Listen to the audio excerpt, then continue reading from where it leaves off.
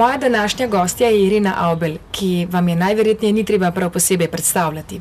Z Ireno bi se lahko srečali kje v zraku ali pa na letališču, mi pa smo se izjemoma odločili, da jo obiščemo kar doma. Irena, pozdravljeni. Morda za začetek začnimo pri začetku. Se še spominjate, kdaj in zakaj ste se odločili za padalstvo? Ja, seveda, jaz se spominjam tistih prvih začetkov, zdaj pa zakaj točno sem se odločila. Moram povedati, to je bilo pri 20 letih, takrat sem bila na fakulteti. V glavnem sem se nehala že aktivno ukvarjati z vsemi športi, ki sem jih pač prej, s katerimi sem se prej ukvarjala. In videla sem razpis za tečaj padalstva v časopisu in sem se prijavila. Takrat niti nisem vedela, kako padala izgledajo, kje sploh so lešce, ampak nekako me je pritegnilo in želela sem si to poskusiti. V dolgoletni športni karieri ste dosegli številne uspehe. Naj omenim samo to, da ste nekajkratna svetovna prvakinja. Pa me zanima, ali danes skačete zgolj zaradi športnih užitkov ali gre še za kakšen naslov, ki bi ga radi osvojili? Ja, zdaj jaz moram reči, v svoji karieri je že zelo dolga, da sem osvojila praktično vse, kar se v padalstvu da. Da imam medalje z vseh svetovnih prvenstv oziroma z vseh disciplin, s katerimi se ukvarjam. In nekako zadnje čase mi tudi zmanjkuje že motivacija tudi za te večje tekmovanja, ker enostavno vem, da več kot tisto prvo mesto se ga ne da doseči. Ampak nekako tako 2-3 mesece, kadar ne skačem, pa si še vedno potem želim nazaj v letalo in poskusiti zrak in pa tisti prosti pad. Mnoge mlade padalstvo zelo zanima. Jim lahko svetujete, kdaj, kje in kako začeti? Ja, jaz moram povedati, da je tukaj pač starostna omejitev. 16 let s podpisom staršev oziroma skrbnikov oziroma 18 let samostojno. Potrebno je opraviti tudi zdravniški pregled, ki ni nič posebnega, nekaj teorije in pa seveda potem se lahko že gre v letalo. S tem, da so različne šole padalstva v Sloveniji, tako da kogar to zanima, mislim, da to ni problem kjerkoli poiskati in se prijaviti v ta tečaj. Mnoge seveda zanima tudi, ali je padalstvo nevaren šport. Vsaka stvar v življenju je nevarna, če se jih pač lotevaš na tak način, da nisi previden, da ne spoštuješ zakonitosti, za katero pač za tisto določeno stvar veljajo. Tako da rekla bom, da ni 100%. Vsi tisti, ki še nikoli nismo skočili s padalom, se vendarle včasih vprašamo, kakšen neki je občutek v zraku. Ga je mogoče opisati? Težko, čudovito. Moram reči pač, da je čudovito. Vsak, ki me to vpraša, pač mu svetujem, če ne drugače, se da skočiti v tandem padalu, tako da si kot potnik pripet od spredaj na inštruktorja in takrat se že da občutiti ta prosti pad. Koliko danes še trenirate? Ja, ogromno. Zdaj praktično na začetku sezone smo in ravno kar sem se vrnila 14-dnevnega treninga, moram povedati, da sem opravljala 14 do 16 skokov na dan, kar je bilo kar velika količina tudi za mene. Tako da ta sezona bo zdaj trajala do nekako septembra, oktobra, potem pa po zimi še paraski.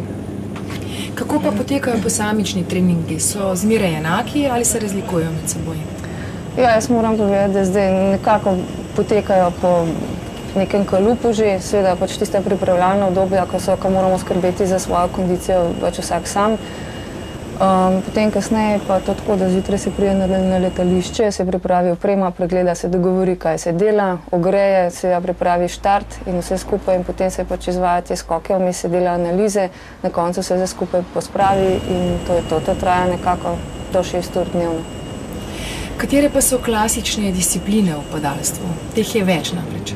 Ja, to prav, kot se imenujejo klasične discipline, to je skok na cilj, ki se izvaja z višine 1000 metrov na terenu, s tem, da v ekipi skače 5 članov. In v bistvu namen te discipline je to, da se pristaja zelo točno v neko točko, ki ima premera 3 cm in od teh 3 cm do 16 se meri elektronsko in kar je več kot 16 je maksimum že. Potem pa druga disciplina klasična so individualni figurativni skoki. To je pa disciplina, ki se izvaja z višine 2200 metrov, s tem, da prvih 10-12 sekund nekako se leti na glavo proti zemlji, tako da dobiš maksimalno hitrost, tam nekje okrog 300 km/h.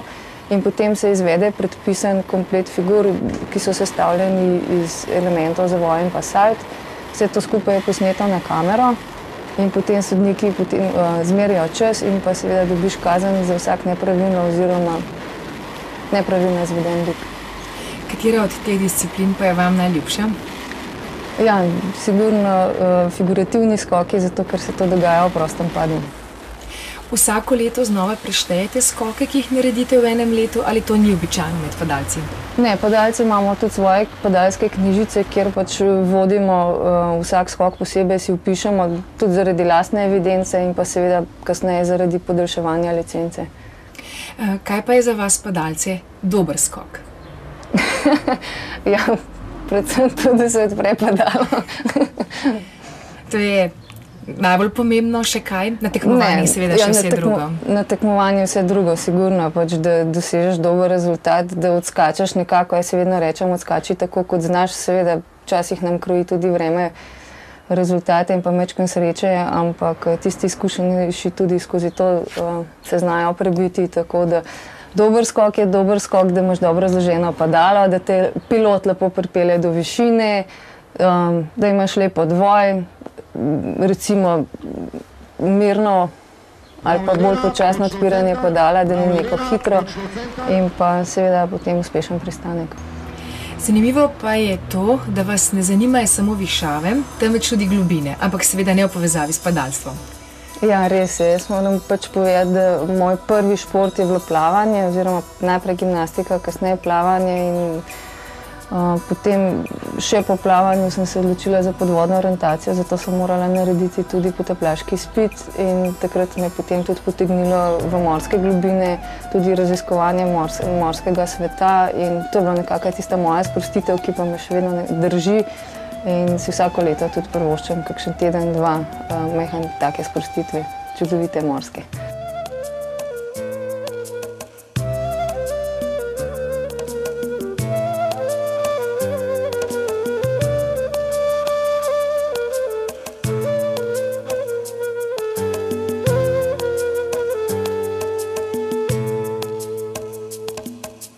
Kaj pa še radi počnete v prostem času?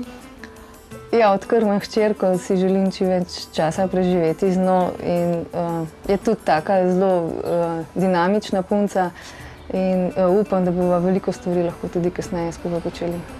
Se kdaj tudi umaknite v kakšen miren kotiček s knjigo? Tudi, ja. Največkrat je to, kadar imamo tekmovanja ali pa kakšne priprave, takšne bolj dolgotrajne, takrat je vedno knjiga z menoj in takrat imam tudi, včasih se zgodi tudi veliko časa, da lahko kaj preberem. Nam zaupate, katera knjiga je zdaj na vaši nočni omarici, na primer? Ja, trenutno, kljub temu, da je poletje, sem v Himalaji. To je knjiga avtorja Jona Krakauerja Izginuli in opisuje ekspedicijo, v bistvu te komercialne ekspedicije. To se dogaja leta 1996 in v bistvu napisano po resničnih dogodkih. Nekako mi tudi te knjige bolj pritegnejo, ki jih pišejo ljudje iz svojih lastnih izkušenj in moram reči, da je zelo zanimiva knjiga. Omenili ste že hčerko. Je kdaj preberete tudi kakšno knjigo, ki se še spomnite iz lastnega otroštva? Ja, njej sem pač brala pravljice. Jaz kot otrok so me tudi pritegnile pravljice. Imela sem jih tudi na tistih ploščah, včasih smo poslušali. Ogromno sem prebirala teh pravljic in kakšne znam še vedno tako iz glave. Kakšna pa je po vašem mnenju vloga knjig, branja knjig pri odraščanju?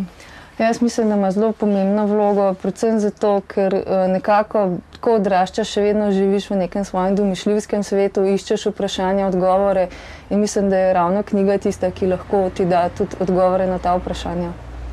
Irena Avbelj, hvala za pogovor. Želim vam še veliko športnih užitkov. Hvala lepa.